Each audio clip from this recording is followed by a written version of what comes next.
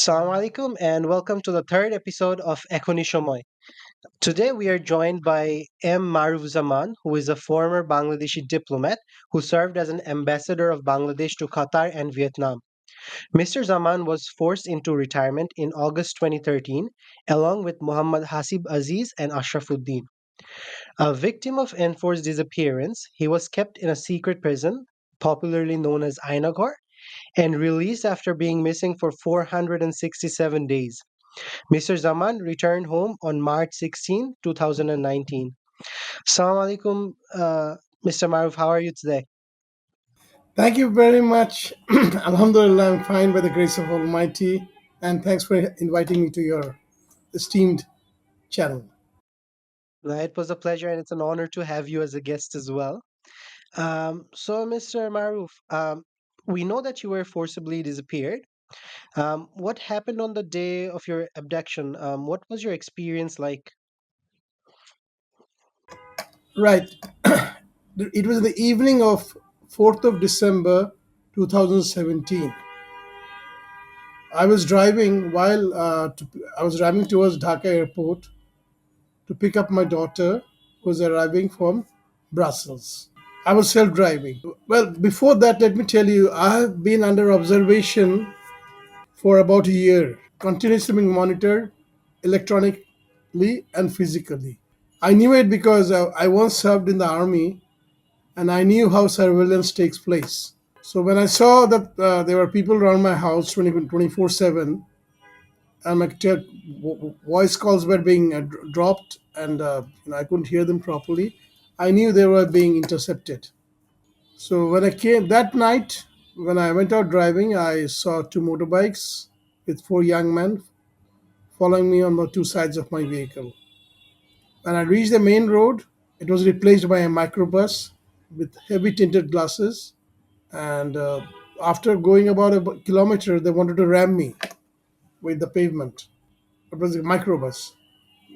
Well, I somehow wriggled out and carried on, thinking that it could be any prank. So I tried to overtake the vehicle and tried to find out who is going on, what's going on, and who are the culprits behind this deadly, driving, dangerous driving.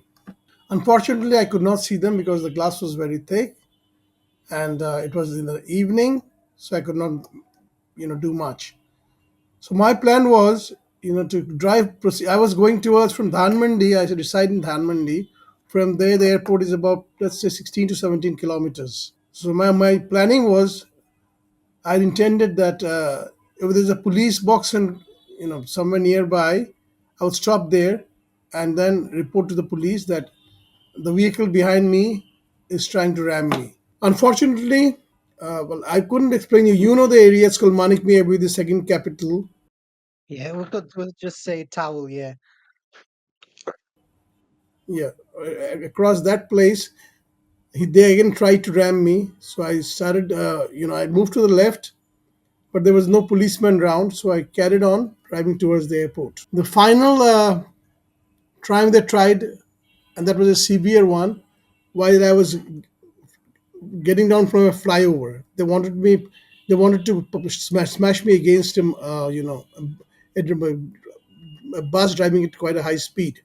Again, then luckily I escaped. I moved away and kept on driving towards cantonment, hoping that there's an army checkpost and probably someone would come to my aid.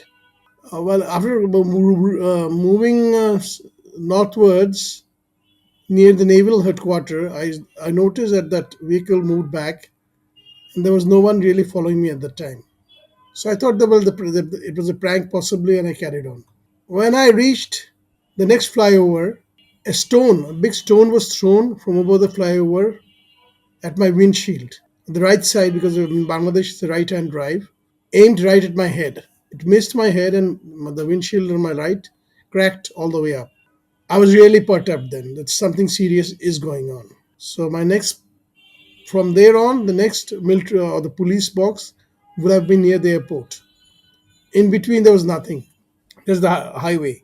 While I kept on driving, suddenly I felt my car went out of control. They had put a tire stripper across the road, which tore into my tires. I could feel the car, moving out of my control. However, I carried on. While I was near the airport, suddenly they had put barricades across the road, forcing me to a small area, side of the road, where I was in the front. I saw a microbus lying horizontally, trying to block my way.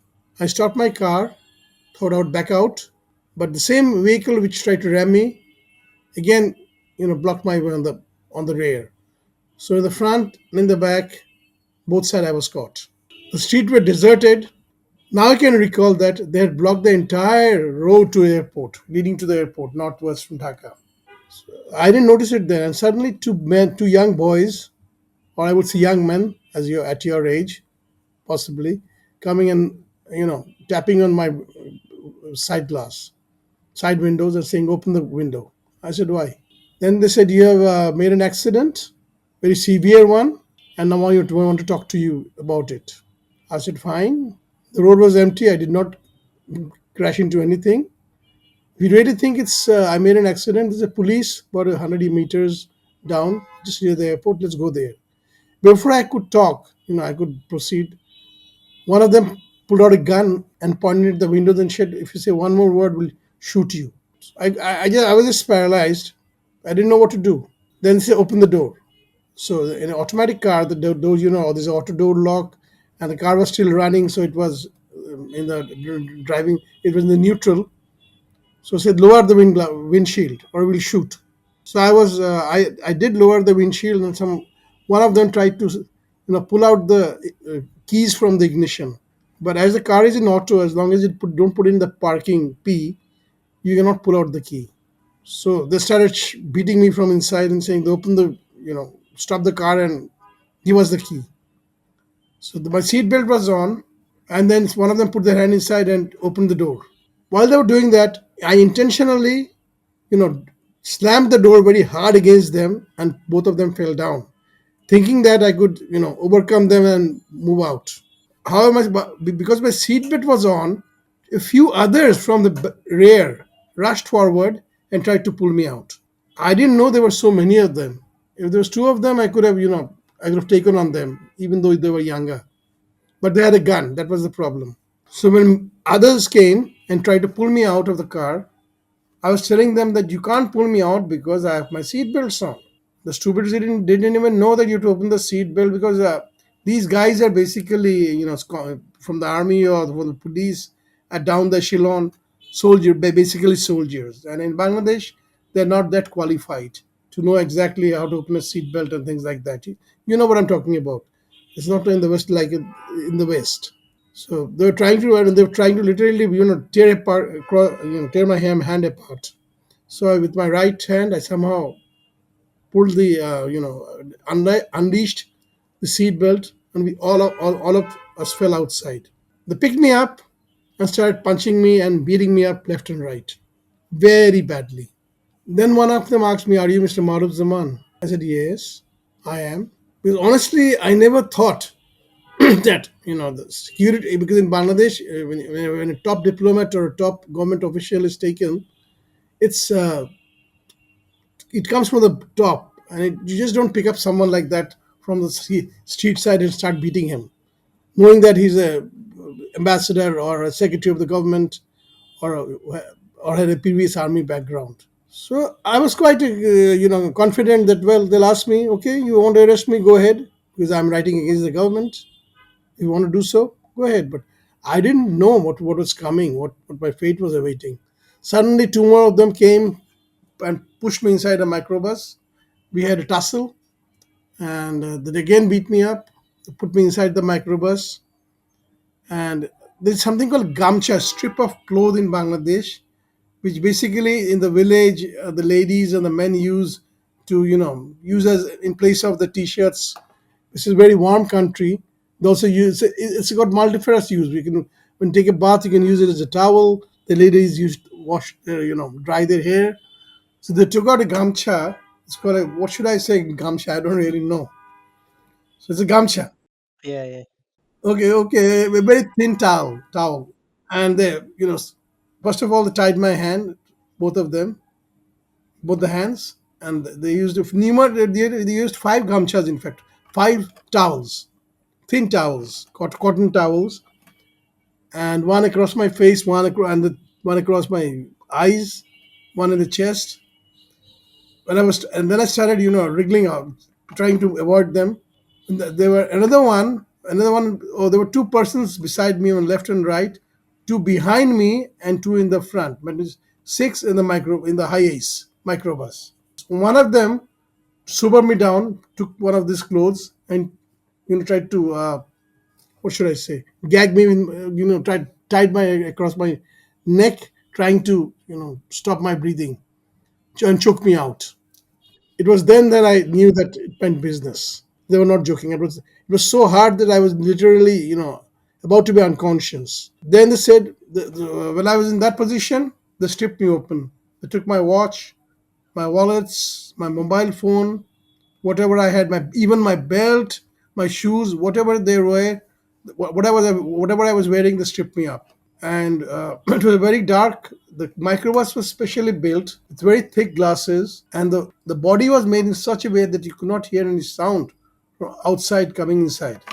It was just, I've never seen this kind of microbuses, I've never traveled in such microbuses. And then to cut it short, they said that maybe made me to call home, make a call at my house, talk to my maid, and say that to tell them that 3 to 4 persons will be going to my place, and to hand them over all my electronic devices, my computers, laptop, PCs, cameras, external drives, whatever I had. So in whenever they used another telephone, by the way, because my telephone had immediately when I took it, I saw that I could see the light. They stripped it open and took out the SIM card and batteries and everything, and dismantled it completely. So they used another button phone and made me call my landline at home. So I had an old maid who picked up the phone. So in Bangla, I told her that, sister, I'm in deep trouble. You be careful. Immediately when I said that, they started beating me up very badly once again. Blood was oozing through my nose, my mouth, and because I couldn't defend myself. I was all tied up. They started beating me everywhere across the body, from my chest upwards. So one of them took my hand and shoved it. They shoved a pistol across my chest and took my hand and made me touch the metal and said, "Do you know what it is?" I said, "Yes, it's a pistol." So if you talk one more time, we'll shoot you and throw you across the road. It was then that I realized that knowing who I am, knowing my full identity, what they were doing, they were definitely doing it for a reason, and they were not joking. So again, the car moved on northwards. It's turned right to turn left towards the airport and moved toward and entered the tarmac runway road. That road, there's an inner road which from the airport through the Air Force base, it goes to the Dhaka cantonment area. I was in the army too. I was in the corps of, I have served exactly in that area. My battalion was there. So every morning we used to do our 14 miles and 2 miles in that particular road.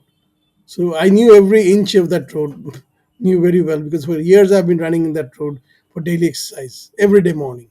While reaching that spot, when there was a dark road, I could see the tarmac lights, the low lights. When you enter the airport, you can see the small lights in the runway. They again said, "We'll give you a second chance. If you are, if you can talk this time properly, you live, or honestly, we'll just shoot you and throw you on the sideways, side of the road." Again, they called me. They told me, so the second time, that we are connecting you once again with your house. Tell your maid to hand over all the electronic gadgets, or else we'll shoot you and throw you the side of the road. As I used to write regularly on the global war on terror and the Islamic, whatever was happening in Bangladesh, all the enforced disappearances, extrajudicial killing, and corruption, the uneven, bilateral treaties made with India, which was kept a secret, a one-way traffic. I should keep on writing on them. The border killings, just name it. So I knew exactly what I wrote a few weeks ago that in that specific area there were a number of, you know, crossfire, as they call. Let's say it was extrajudicial killing that took place. In the same area, they were saying that they will kill me, they'll shoot me if I don't talk to them properly. Don't talk to my if I don't give proper instructions to my mate. And I knew they meant business. So they made called. So I told my mate that two or three young people, two or three persons will be technicians will be arriving. Hand over all the electronics of my what that I have in my house to them. They did arrive, and fortunately, when I came back alive, I was one of the lucky ones. The CCTV footage was retained by one of my younger daughter. I still have that, and that is the proof that three persons came hooded and masked and took away all the gadgets, and it is entire. It's there now in the records. I put it before the International Criminal Tribunal as evidence. So after that, driving about 10 minutes, then I said that listen, I have to go. I have to go to the airport. My daughter will be arriving. She's new in Bangladesh. We've been living abroad for most of her life. She doesn't know the streets of Bangladesh. I have to go and pick her up. She said, "Don't worry, we know that she'll be coming in this flight, and we've taken care. We've sent our people. They'll receive her and take her home." The car moved. The microbus moved on for 10 minutes, then turned right from the main road in a very desolate area. I could hear the wheels of a main gate being opened slowly. The microbus stopped, and I was told to get down. By that time, what happened? They removed all these, thin towels and placed put a handcuffed me. I saw it was a aluminum handcuff which is normally used by the law enforcing agencies in Bangladesh. Normal people don't have it. Then what they did was they immediately removed my the towel from my eyes and used black thin strip clothes, numerous fold, and then tied my eyes very tightly for the first time. The second time they used another cloth, and again, over the thin one, they tied me up for the second time. The third one was what we see in Guantanamo, the Abu Ghraib, was a black, hood they placed over my head and tied it. So three of them covered my head, and then the hands were behind my hand, behind my back and handcuffed. I was picked up by two of them and told that there were two, three stairs to be careful not to fall down. So I walked up the stairs, and then they made me sit in a tool. But to corroborate to my stories, very recently the chief advisor of the interim government had paid a visit with his team to these so-called black sites or the secret torture rooms. And you can find out from this picture exactly what I narrated in 2019 after I could turn back alive. It was the same picture I gave. And I was told by the Commission for Enforced Disappearance that whatever picture you had given us is exactly the same. They made me sit in the wooden tool, tied my hand with the legs of the wooden tool, tied my legs with rope, and then made me sit there. Oh, when I was entering the room, they made me stand in a certain particular place, and I could feel this thin whiff of cold air entering my nostrils. What they were doing is they were giving me sedatives. Maybe what kind I don't know, but it was an odorless one, very cold, and it was directed right at my nose. They made me stand for a minute or two, and I could feel that I was going down. I was getting was not feeling numb. Then they made me sit at the tool to cool me down. Once I was subdued, I heard a voice said, I heard a very familiar voice said that, Maruf. As soon as I heard that voice, I thought my friend had arrived to save me. I said, yes. Before I could utter his name, wow, he punched me, left and right, and moved, beat me up like anything. I was surprised. Yes, I do, because I will leave it for the court to. I'll reveal the name before the court. If I do reveal it now, it'll. be a little problematic. So he served with me for quite a long time. Okay, let's say he was from the Director General of Forces Intelligence, a highly placed officer who was serving in one of the Bangladesh embassies abroad while I was there. He was the intelligence representative. That's the maximum I can go, and that he knows what I'm talking about. And he's no more in Bangladesh because he's gone. He left. All of them have escaped, mostly, right? But whatever happens is they'll get their dues. You know, if I can prove it that they were the ones, very hard, difficult to prove because I can see them. I know the voice. It's his voice against mine. So it's up to the court to decide. I'm no one to decide. So he beat me up very badly, and he said that you are Banglar. You're a Banglar Beer. Banglar Beer means Bengal's tiger. I said yes. But you are the one who wrote on all the international sites about the wrongdoing, about India, about particularly you are against the government and an anti-Indian. Are you an ISI agent? I said no. Are you CIA? I said no. What are you? I said well, I can be a KGB. I can be a FSB. I can be raw research and analysis wing. You name me anything or GRU, whatever you want me to name. I'm nothing. I'm just myself. Why are you writing against the government? I said whatever I'm writing or whatever I'm uploading in the international media, have I said one word which is wrong? If I've done, please try me in a court and give me a jail sentence if I've proved to be otherwise. Like let's say it's about the water treaties I was writing about. The uneven water treaties, the Tista project. I was writing about the Ramphal power project, how it was destroying the ecology in Bangladesh. I was writing in the treaties made in 2017 between Sheikh Hasina, the secret treaties in India, which were one-sided. I was writing at the border killings every day with evidences, links. I was writing about the extrajudicial, the enforced disappearances which were taking place. So each of them had a reference, a printed reference of a newspaper or international media. And whenever I used to write, I used to give the link, indexing. So then he said that you're very smart. I said, obviously, I should be. When I write something, obviously I should have a reference. I can't write on my own. But then he said that you should be tried under the Geneva Convention. I said, sorry, I don't come under the Geneva Convention because I'm not a prisoner of war. You can talk about the Vienna Convention, which is more appropriate for me. Then he started beating me again. You're too smart, and again he started punching me.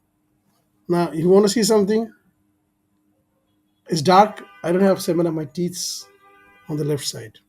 Because the punches he gave me, he delivered, the blows he delivered had moved, loosened some of the teeth on my left side, the lower left side. I was bleeding profusely from my neck, from my head. Remember the car I was beaten up in the vehicle, I was beaten up on the road, and the next beating he was given. I was a little bold or a little stupid, whichever you call it, I don't know. I said, then he asked me that, are you Kamrul Islam? Kamrul Islam was another writer who was very active in the internet and used to write against the government. But at that time, there was a he's called right. Kamrul Islam is famous. You can try it in the website, and you find him in the Twitter. You'll find him in the Facebook. He's continuously writing, and they thought that he said that you're Kamrul Islam. I said no, that I'm not. He said, but you said in the international media that you are a Kamrul Islam. I said that was a joke. Someone accused me that are you Kamrul Islam? I said yes, I am. So what? You said that. I said yes, I did.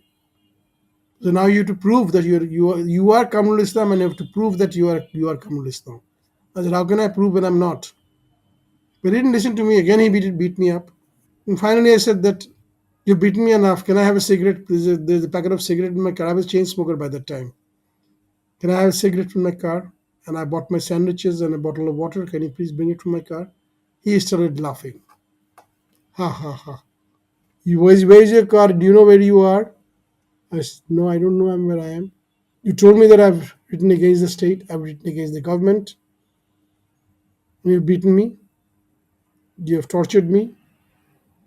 If there is anything, please put me to the police and say what you have to say against me. We'll fight it out in the court.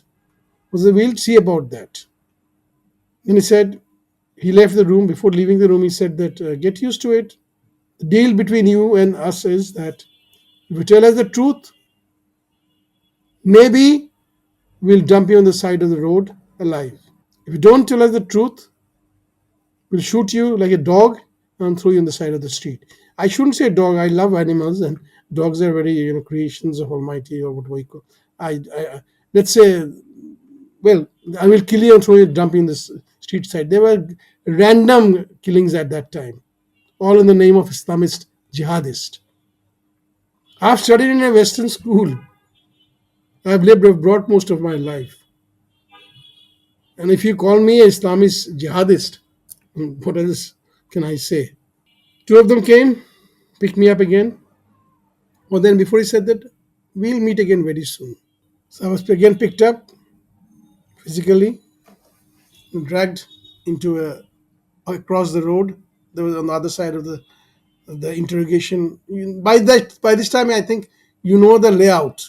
The interrogation is one side of the room. You have one small street, and the cells are on the other side. So they dragged me off into the cell, and I could hear the steel gates being opened. You can see them now, but at that time, if I give you one of my audio, let's say interviews of dating back to 2017 or 19, when I came out live, you see that I said the same thing, same description, but now it's exposed. At that time, nobody knew. Three of them came, picked me up, took me. I could hear the sliding the Kechi gate. Used to call the steel gates which you pull with wheels, sounds it make. I could hear them open that. They dragged me, turned me left, and put me inside a small cell. The room which I was there, the one which was had all the conky walls, white ones, with four exhaust fans. There was a bed which kept on moving all the way left and right. Let's say like you swing, so that you can't sleep. The light you saw that you have seen in the pictures were not there at that time. They've taken the light outside now and made a hole, in the wall and put the light. The lights were right above our head, so that we can't sleep. To make it look more humane, they've taken the light outside, and there was CCTV camera 24/7 over my head. Okay, and they gave me a male, what should I say, urinal and two bottles of water of used, the normal water, 500 cc water bottles, and inside there was all fungi and it was dirty. Well, that was it. They stripped me open, they made me naked. They said search his whole body to see if you can find any devices. They thought I had devices embedded in me. And I said, I don't have any. Why don't you bring a metal detector and just see if I have anything with me? You don't have to do this. They said, shut up. And they gave me a lungi. A lungi, what should I say? Lungi is it's like a sort of a gown. It's a traditional Bengali male gown, and in a filthy, long T-shirt. It went right up to my ankles, my knees. I'm sorry. And they said that you want to. There's some food placed outside. It was in a round aluminum plate, two dry slices of dry bread and some, fried veg, dirty and filthy. Then they said that we are going in case of an emergency. What you can do is in the steel door outside there is a lock. It's a huge lock, padlock. Bang the padlock against the iron rods, and we'll come to you if there's an emergency. Believe me, as soon as I hit the bed, I just conked off. I was so badly beaten. I was so painful. Even then, I couldn't feel anything because they gave me a sedative also. Before they left the room, they gave me a sedative. Said have it. Sedative plus the cold. Remember the cold air, whatever they gave me inside my nostrils. I just dozed off. At about 3:30 or 4 in the morning, suddenly I heard two peculiar sounds, tuck, tuck, tuck, tuck, tuck, tuck, as if the fan blades are hitting against each other and they're about to explode or something of the sort. I said, what the hell? There must be something wrong. Why is this sound? There could be there might be fire breakout, and I'm locked in a room. I'll be burnt alive. I was worried about that, so I started, using the huge padlock and banging against the gate. No one turned up, and this went on for about half an hour. This huge, sound, and believe me, your whole brain is to rattle. I've lost my part of my hearings because of that. Every day, 24/7, 5 times, 6 times a day. This huge exhaust fans outside. You've seen the pictures of them now, the four of them, and they were made in such a way that and four inside the room plus four outside. And the outside ones were the industrial fans, not the normal ones. But they were made in such a way that when they moved, they must have hit the side or something and making this tremendous sound. This is called, again, torture, another sort of torture. I was later told that the room I was placed was a remand cell, and it was made in such a way it was called a grade 2 torture. Grade 1, grade 2, and grade 3. Grade 3 is physically beating up and beating you. The way they'll beat you, maybe you'll survive, maybe you won't. So that room was designated to give you a grade 2 torture 24/7. You can't sleep, you can't do anything, you can't even sit in your bed properly because it's wobbling down, and your entire back, it's beyond description. There's no light in the room. It's hot, humid. There are all kind of insects coming from the floor, mosquitoes, bed bugs, centipedes, millipedes, just name it. Scorpions. There's everything lying everywhere. So even when you have to walk in the road at night, be very careful. And I was scared. I was scared that something might, crawl off my bed. And the bed was, moving all the time. And they provided me with a blanket, a dirty blanket, small one, bare wooden. Bed was a bare wooden one with a small blanket, and they gave me a, what should I say, a cushion, darkened, oily one, and hard as it has a. It can be. I've never seen such a hard pillow in my life, and dirty, soiled, and they're kind to give me a so-called quilt, bed cover, or let's say bed sheet, dirty, a single, probably 3 feet by 3 feet, something of that sort. And that was all I had when I was in the three of those torture rooms. There were 10 of them, and they were specially designated. They were made by this Hasina, Sheikh Hasina, during her time. I heard it was Major General Akbar, Lieutenant General Akbar, or was it Akbar? Or yes, it was probably General Akbar or his predecessor. These two generals constructed these new sites. These sites are now known or where these sites are joint interrogation cells. They were made during the Pakistan times. This is not the new building that I'm talking about, not the remand cell. Basically the old. There were two, there were two units in it. I'll come later. So after that, sound went off, and I could hear the fajr prayer. That's a dawn. Yeah, the adhan. When the adhan came again, this I could hear adhan for, let's say, a flick of a few seconds. It was so nearby that it was probably next door to me that the mosque was placed. It was so loud. I could hear five adhans from five different mosques around me. For a few seconds, I could hear them, and then again the fans, the exhaust fan started, so that it drowned all the sound from outside.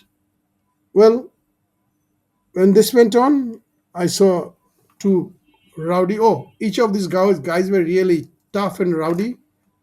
Everybody used to wear a face mask, at times hoods, and when all of them had beard and a mustache. After a long time, when I used to know them, I said, "Why do you have a mustache and a beard, all of you, and long hair?" Well, that's sarkari, meaning government. As if you're posted here, This government order that you must keep a beard and a mustache and long hair so that no one can recognize you. I saw many of them. But, I stayed there for about 16 months. So some of them became friends. Not friends exactly, let's say they believe in. Yeah, yeah, I had a little chat. I saw some of their faces, many of them. Okay. And some of them were from, it's called MODC, Ministry of Defense Constabulary. The civil, the semi paramilitary who are used to guide the, guard military installations. So when I talked to them, I said, "What kind of weapon have you used, or what kind of, I was in the army, so do you have used it?" Well, no, sir, I've not used that. I said, "What kind of guy are you?" I said, "We are from ODC." I said, "Oh, that's why you're not that, you're not that tough." No, sir, we are very tough. You don't know how we beat people. They used to joke about it. The next morning at 8:30, I was again picked up by them. Two of them came again, same. I used my three strips to cover my hair. Oh, there's another torture with the handcuff. What they do is they put your hands behind and place the handcuffs in the opposite direction. You can't even move your hands and bite it. My hand, the wrist out here, this bone was swollen this thick, and it was so painful and burned. It was, the whole area was, what should I say, wounded and battered. And they tie it around, put it behind. Intentionally, they used to bang you around the walls, or because they blindfold you, they can do anything with you. You're tied, blindfolded. Again, I was taken to the room, and then I was again asked repeatedly. I was beaten. Oh, the first morning said that, what is the password? Not a password, screen lock. What is the screen lock of your computer? To be very honest, I didn't know what was a screen lock was. I knew my password. I said screen lock. As soon as I said that, they used wooden battens, rubber battens, and started beating me on my legs, hips, except my front part, back. I still can't move my backside. I've dislocated my lumbar spine. I said, believe me, I don't know what screen lock is. I said, what is the password? Then I gave them the password. And then they were talking in English. Sir, we have entered his computer. Okay, now you have given us the password. I said, I told you I've given you the password. Why did you beat me up? And they use this rubber kind of battens. It really hurts. Bruises your way all out. With one good stick, that's had it. They again told me, remember, if you don't speak properly, we'll give you a third degree. I said, what is a third degree? I said, you're very lucky that we didn't give you the welcoming dose. I said, what is the welcoming dose? He said, we put two boiling eggs through your ass, and they'll burn you so badly that you won't remember your name even. And then we'll tie your hands up, we'll put you upside down, and beat you so bad. This is called third degree. We'll strip every finger of yours that you won't, you probably at your age won't survive. And honestly, I couldn't have. Then they said there's another alternative. I said, what is that? We'll give you a truth serum. I said, what is that? It's an injection. Well, it's an IV injection. We'll insert. And after some time, you will tell the truth. I said, fine. Why are you beating me? Use it. Solve the problem for me. You don't need to beat me up. You get the truth. He said, no, there's a problem. I said, what is the problem? The after effect of the truth serum will destroy your brain. Then I said that if it is that deadly, you'd rather not do it. And then I said that, listen, I'm not telling you I've got nothing to lie about it. Because whatever I tell you now, you've got them all in my computer. They took both my computers. I had them all the external drives, saved up all the evidences. I said, you have everything. Or what else do you want from me? Because everything is there in my laptop, in the hard drives, the external hard drives, my cameras. So when I used to go to the border, I used to take pictures, of the barbed wire fencing, of what the Indians are doing, the road they're constructing, the lights, high powered lights, 24 hour. At night, they used all over Bangladesh border. Same with Pakistan. They use the Israeli techniques. All the equipments are supplied by Israel, and they're trained by Mossad. So I take picture of them. I had them in my camera. I said, you have everything. Whatever you need, it you know. So this went every 2 to 3 days. This to come again, pick me up. Same procedure. Take me to the room. Make me sit in the same tool. And then they should bring out more printed papers and said, have you talked? What about this? I said, yes, I did write it. Why did you write it? This is the reason I wrote it. Why did you write about the coal-fired project? I said, coal-fired project is a very dangerous thing. You're destroying the carbon layer and global warming. The COP, COP2 organizations are there. Plus, climate change is taking place. Bangladesh is a country which will go underwater. The main point was why they were doing it. Why the Indian did it there was it's just near the Bay of Bengal. There's a place called the Swash of No Ground. That's where the Indians used to put the submarines. The AIP submarines were based were there. So they needed a place nearby from where they could provide logistic supplies. So that is a vital point I'm telling you. The Swash of No Ground is a submarine base which you can't detect because it's called Swash of No Ground because it's so deep that anything goes in there underneath, even if it's the aircraft reconnaissance aircraft, you cannot detect. And if it's an independently air propelled propulsion, you can stay there for 14 days to a month without being detected. That's why it's important for them. It didn't matter. But Sundarbans, this Ramphal is in the Sundarbans forest, which is one of the wonders of the world, the largest mangrove forest, which has you know flora and fauna and wildlife which are on the verge of extinction. It's a rare thing, is when we are destroying our world, and this is one of the last resorts in Bangladesh. We were destroying that too, and now you'll hear about it. There's no fish in the rivers. After so many years, you'll see this. You'll see the side effects, which I talked about at that time. This was just I'm giving you one, and then the Batista, they're blocking all the water. But Farakka, they've stopped the water from Farakka barrage. As a result, salinity is creeping in the southern parts of Bangladesh. The water level of all over Bangladesh is declining very rapidly because there's no underwater supply. Rainwaters, the rivers are silting. We cannot preserve rainwaters. These are our national problems. They're killing people in the border like anything. Just psychological warfare. We can do anything you want. This is another psyche warfare. National security doctrine, the numerous warfare, water warfare, energy warfare, energy doctrine, and psychological is another one of them. Goebbels used that of Germany. So the Indians were using it that we are the boss, we can kill you anytime. And even my foreign minister was telling me, even if the Indian kills you, he won't protest. It was Abdul Samad Azad, the late Amawi foreign minister. I said, why, sir? Because that's our global position. You won't say anything against India. They can do anything they want. And you won't believe what they did. In 2019, they set up a string of coastal radar surveillance system all across Bangladesh, Bay of Bengal. And when I went with my wife for a visit, I took pictures of them. I still have them, the surveillance system. But in no newspaper will you find out. In 2017, Sheikh Hasina went to India.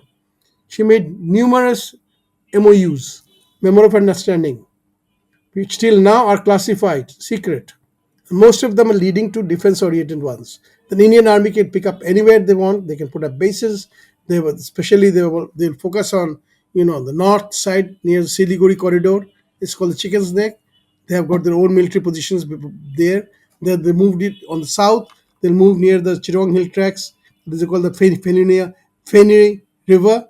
They will put an army battalion there, and they'll use Bangladesh crisscrossing for their own transit and movement. As if it's not your land anymore. It's the same policy which Bangladesh took when it was liberated in 1971. There was an agreement which was signed between Bangladesh, the then Bangladesh exiled government in India. We said we can't have a defense, we can't have an independent foreign policy. All our civil servants will either be from India or the freedom fighters of their choice. And that was exactly what Hasina has been doing the last 16 years in Bangladesh. They've destroyed the entire Bangladesh infrastructure. The judiciary is highly politicized, dysfunctional. The executive, let's say government servants like us. We have been, let's say I was not a anti-government or anything. Let's say I used to feel which is good for my country. So I was recalled back, made officer on official duty, and then forcibly retired from service.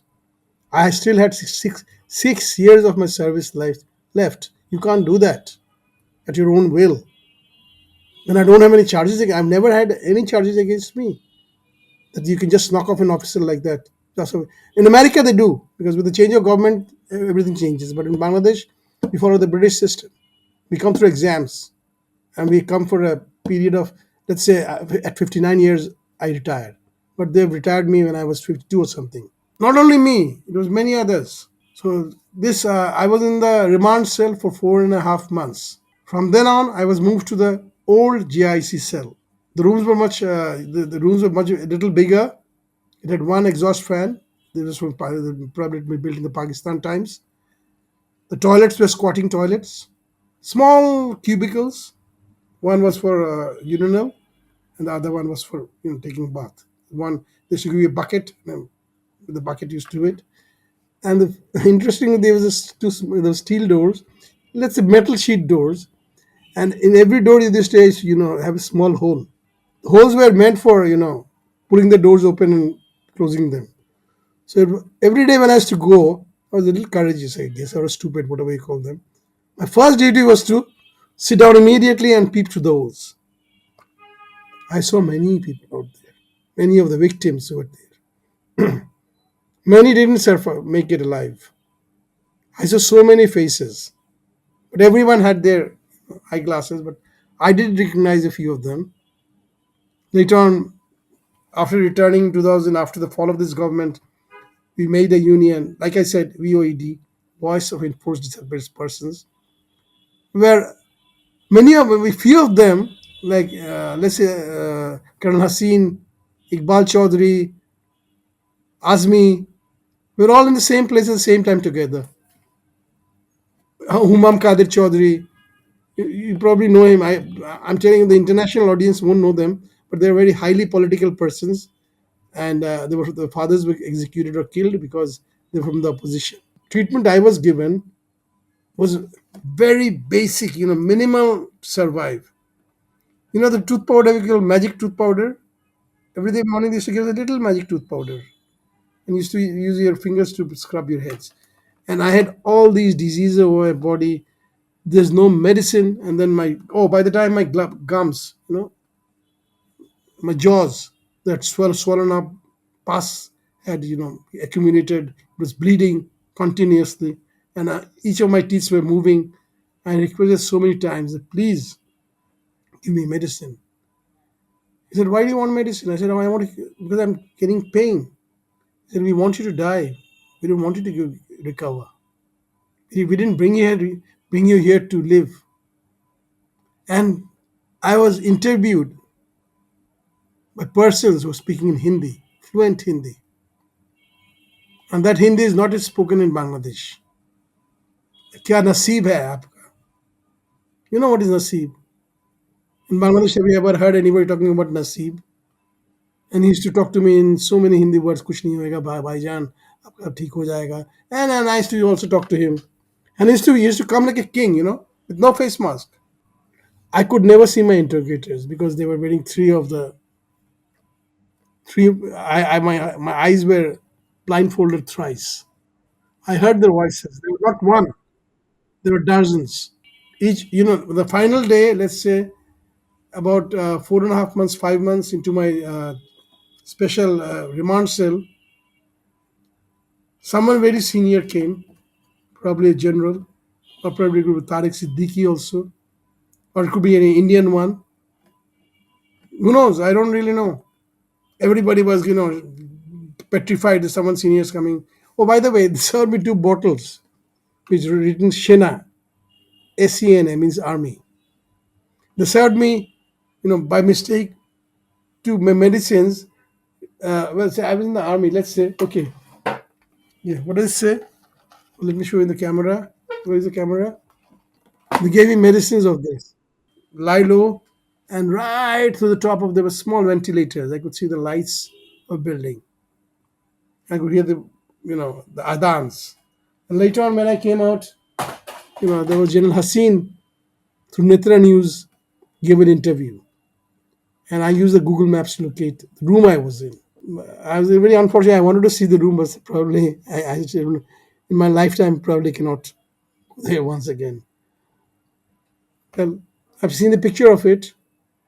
Each room, each cell had their own number, and I saw my cell number also.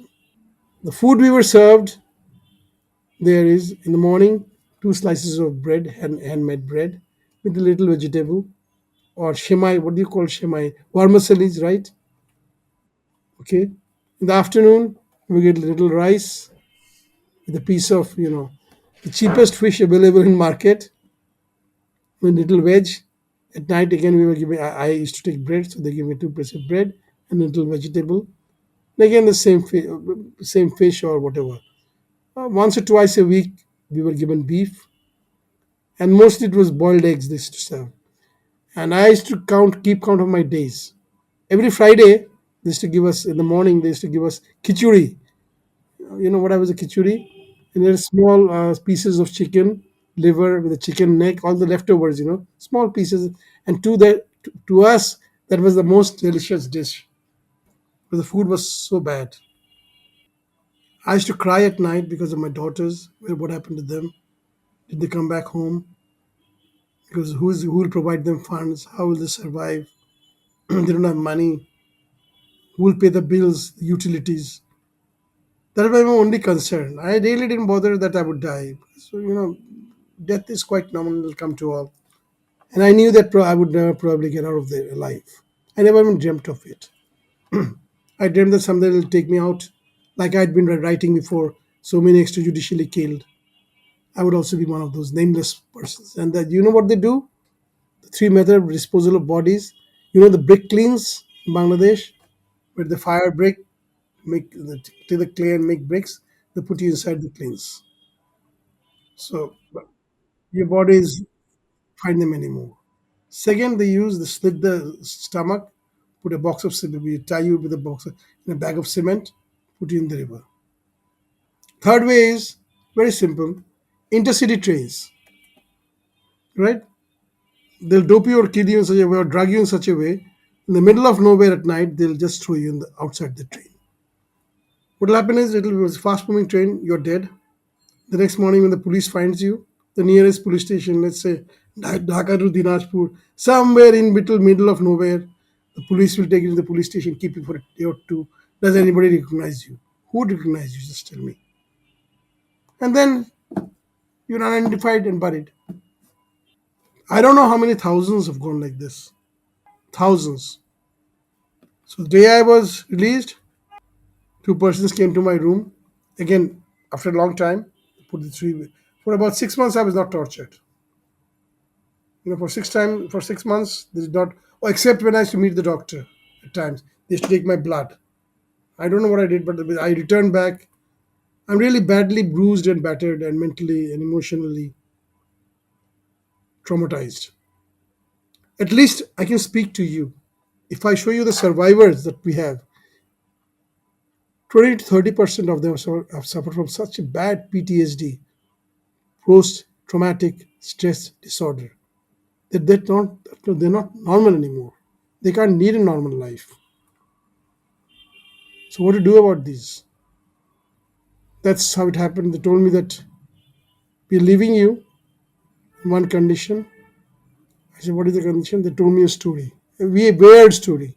That somebody knocked me off, and then I remembered after 1.5 years. I had amnesia and bullshit. That the main point was that if you talk, that was the point. I said, how would you do it? It's very simple. She's going out to university. When she's walking with the motorcycle with like an iron rod and hit it so hard in her head will just smash. Two will act as a hijacker, as a snatcher, will put the knife inside her stomach, push it, shove it all the way in, and crank it up. There she goes. Or she's traveling in a rickshaw, another car with a very high moving car will come and have an accident. And there she goes. Believe me, that they were capable and they did it.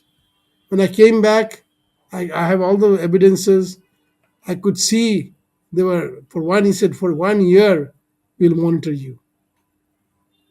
I said, oh, I said, how do you know that I used to upload all this picture, before the computers? He said, we were tracking you. I said, even my, do you remember the equipment they bought from Israel through Hungary? What was the name of that? They were using it to monitor my router. Yeah, I just forgot. I just remembered, but I forgot. Okay, the system, this device, and the small. I could see this, the small jeeps outside my house with a special something gadget coming out of the roof, which they used to monitor right inside your router. They need to go. They did not have to go to my ISP provider. And I did call my ISP provider so many times that why can't I upload? Whenever I tried to upload, the speed is to fall. They said, "Sir, we are not controlling it. It's being done from somewhere else." I didn't believe it then, but then I knew. Now I know what really happened. So, well, eventually that crazy woman fell, an oligarch, a debauch, a mentally deranged lady, and a whole group of oligarchs, a whole group of murderers. These persons must be tried under international law, or if I would say that, hang by the neck till death, what they did. You won't believe the way they tortured. I was, compared to me, if you see the TFIs, the Task Force Intelligence Cells of RAB, Rapid Acton Battalions, you have probably have seen the pictures by now. The small toilets where the inmates were, you know, kept. And every in the cell I was in, every few months I could see new inmates coming in, new prisoners, new victims of enforced disappearances. And mostly these were, poor, from the poor background, religious. And I could hear them cry, Allah, Allah, Allah, Allah. And now, every day you see pictures of them, international terrorist arrested in newspaper, to show that Bangladesh is a terrorist country. So false. These are all lies trying to expose. What happened? Okay, now let me ask you one question. The government has taken over more than 6 months. The new interim government led by Nobel laureate Professor Yunus. Have you heard of one terrorist incident in Bangladesh? Just one? No, that of yes. And at that time, every day there were two, three going on, shooting, and all of them are mostly surprising is all the terrorists are blowing themselves up with their babies and their wives because they were killed outside. I know because I heard in my cells two of the people being killed. I heard the gunshot. I heard the because you could hear the heart monitors, beep beep beep beep, and goes straight down. I heard them being waterboarded. So these dead bodies were taken out, kept in freezers, and in so-called gunfight, they were insert. The dead bodies were inserted to make them look that they were killed, along with a few other civilians and small children, and with the wives. All these are coming out. What can you say? Saddam Hussein, Bashar al-Assad, Hitler, Mussolini. She's this woman is worse than that. She's worse than that. Pregnant women, children were not allowed to drink their, kids, not even given the raped inside the cells. It's coming out now. You can check my site, VOED, Voice of Info Disappeared Person in Facebook. And our webpage is there also. It is being modified now. We don't have any financial resources. We're doing it on our own. Plus, we're trying to get them all there. And each one, surprisingly, now we're making a database. Surprisingly, a man from Rajshahi, the north, picked up, kept in a jail in Dhaka for some time, and then in the extreme south in Chironga hill tracts of Khagrachari, the last faggot of Bangladesh, anti-terrorism case has been filed against him. I have so many cases now. We're trying to plead to the government that please withdraw these cases because these people don't have the money to travel there. They're poor. Yes, for me, the entire world spoke out. I'm grateful to the European Union. I'm grateful to the Western countries. I'm grateful to the Western press because they spoke out. That's why I came out alive. If I was one of them, I would also end up as a dead body or in the jail with 10 criminal charges, 10 terrorist charges against me. I was just lucky enough. But others, I'm sorry, they were not as lucky as me. And again, I thank God. I thank my two daughters. I thank the international media for exposing their activities. But let me tell you, I'm devastated. My hearing is gone. Left side, I don't have seven teeth. I can't eat properly. I've got so many skin diseases that I can't talk about my backbone. I can't sit properly. My left arm, some of the ligaments have been torn by the beating. Well, I'm an old man now, I guess. We could locate each and every place that you described. But they've, I think, made a few renovations before the interim government went in. However, they not renovation. They try to destroy the. Let's say out of 100%, 30% remains. They've broken the walls. Let's say the entire cell was like a 40-foot container, right? With no, there was no, there was no windows or nowhere you could see any light, except there was four heavy exhaust fans in each room cells, and it had a door with steel bars, and on top of that there is another wooden door. So it was literally sealed. There was nothing coming out or coming in. There's no way. But now what you see in the picture, there are huge windows, and we see the broken walls, and the rooms were very small. They broke the walls to make it look bigger. They painted the rooms, the pictures. The walls had hundreds of names written on it, cries of pain, agony, pleading to God to save them, how they loved everything had been erased. Obviously, it's the DGFI and the RAB because they wanted to get rid of the evidence. It's enforced disappearance is a crime against humanity, and extrajudicial killings are murders. There have been thousands of people who have been extrajudicially killed. Right today, I guess about 1,800 of them have recorded their cases with the Commission for Enforced Disappearances. Thank you so much for your time today, Mr. Maruf. This was like one of the best discussions I had on this topic. Very insightful, very informative. Really good. No, thank you so much for your time today.